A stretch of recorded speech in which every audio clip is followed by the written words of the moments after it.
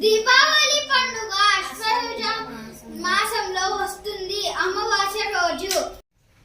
దీపావళి 5 రోజుల పండుగ. ధనత్రయోదశి, నరక చతుర్దశి, దీపావళి, బలిపాడ్యమి, భగిని హస్త భోజనం.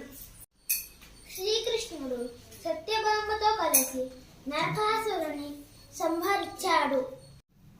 నరకాసుడి సంహారం దీపావళి పండుగకు మూలం. ధర్మంపై అధర్మం విజయం సాధించడం. దీపావళి పండుగ రోజు పసుపు గడపలతో, మామిడి తోరణాలతో, పూలతో ఇల్లు కలకలలాడుతూ ఉంటుంది.